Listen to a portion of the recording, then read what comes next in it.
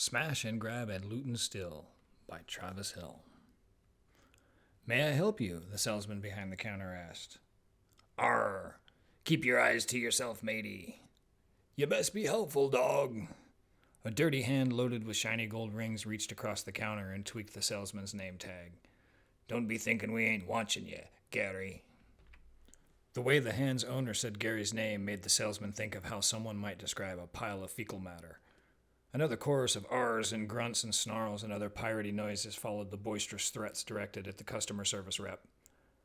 The woman held up her hand, and the store became quiet other than the rustling of the sword scabbards, knife sheaths, the tinkling of jewelry, and the clink of coins within their purses. Don't mind them, she said to the man behind the counter. They're just... The man raised an eyebrow at her, waiting to hear what her answer could possibly be. They're just a band of pirates my husband hired to follow me around and make sure no one gives me any trouble, she said with a sigh, sounding as if she had to explain it for the 100th time in the last 10 minutes. Gary gave a wary glance to the 6 pirates gathered around the woman. I see, he said. He looked back at the attractive woman standing before him. And how may I be of assistance? Do you think you could fix this? She asked, holding out her hand. Gary leaned forward to get a look at the gold chain. He paused when he felt the tip of a sword under his chin. He glanced up to see a mouthful of shiny gold teeth greeting him. I see you aching to get a look-see down my lady's shirt, Captain Ironbeak growled, his voice dangerous and only slightly less toxic than the atmosphere of Jupiter. The woman cleared her throat and the sword disappeared. The pirate's snarl morphed into a smile that promised to walk off the plank at the point of a scimitar. Gary blinked a few times, then turned his attention back to the gold chain. He studied it for a few moments before raising his head, making sure to focus on the woman's eyes. May I? He asked, holding out his hand, which caused a number of swords and knives to rattle in their scabbards and sheaths. Certainly, she said, handing the chain to the salesman.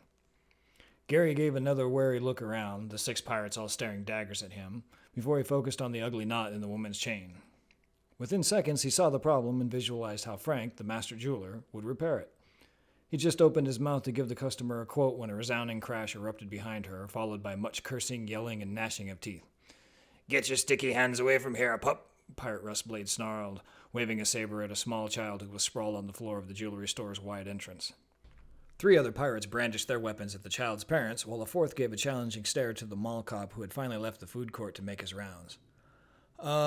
Gary said in a voice loud enough to get everyone's attention. A little too loud, he thought, as 6 angry pirate faces swiveled back to wish evil things upon him. Please don't get blood on the carpet? Gary was sure that he had formed some other thought to vocalize, but his brain and mouth were on vacation at the moment. The only thing his mind had been able to focus on after the pirates had turned their attention to him again was how Mr. Douglas would erupt into a fit of rage at having to replace a section of blood-stained carpet.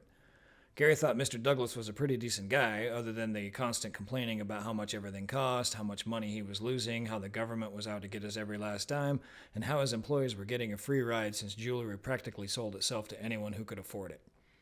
The woman snapped her fingers, and the pirates immediately formed up into a small mob behind her. She gave Gary a sheepish grin, one that said he was lucky all they'd done was to accost a small child holding a cookie. Frank will be able to take care of this for you, Gary said, once again making sure to keep his eyes locked on the woman's face. It will take him maybe 3 or 4 days, as he's kind of busy this week, but it shouldn't run any more than $25 depending on how intricate the work is. An explosion of roars and threats and blustery howls met his ears, along with the 3 sword blades that met his neck. Let me have his head, milady? Pirate Blood-Eye asked. I say we tenderize him a bit, Pirate Fangtooth rumbled, giving the fancy salesman a triple poke with the tip of his cutlass. Walk the plank, Pirate Hookfist shouted. The band of pirates exploded in cheer and shouts and calls and barks and demands that the criminal behind the glass counter be forced down the plank with a sword at his spine. Gary thought about asking the pirates where they'd park their ship, since Idaho was a landlocked state and Boise was too far upriver for a galleon or a caravel or a brigantine or whatever type of ship a pirate crew would sail. The 3 pirate blades waving near his neck and eyes made him decide to keep his question to himself. $25 is fine, she said in a loud, firm voice. The threats and howls and grunts behind her turned into low grumbles of agreement, along with a single dissenting belch that sounded like a broken foghorn. Please fill out the top section of this, Gary said, careful to slowly reach to his left and retrieve a repair ticket. He looked at the pirate that he thought might be the leader, though to his eyes, all 6 of the men seemed to be dressed the same in a mashup of tattered, torn cotton and fine, vivid silks, with hair that ranged from long and greasy to longer and greasier. Captain Ironbeak nodded, the pirate's massive callous nose hypnotizing Gary for a moment as he watched it bob up and down. "Thank you so much," the woman said after handing the form back to Gary. "Next Monday, maybe? Frank will call you and let you know, but it shouldn't be any problem to get it done by then." "You best warn your old pal Frank to get right on it," Pirate Double Dog threatened. "Don't make us angry," Pirate Rustblade yelled, receiving a number of hoots and shouted agreements. "You'll walk the plank," Pirate Hookfist cried out. "Walk the plank!" came the chorus of whoops, cheers, and shrieks, punctuated by the harmony of rattling swords, jangling jewelry, and plinking coins. Gary could only stare when the customer gave him one last smile, as if she still had 3 hours of shopping to do while lugging around 6 small, cranky toddlers, then turned around and walked out the door. The pirates parted, then closed ranks behind her, each of them shooting the final hateful glare at the landlubber behind the counter.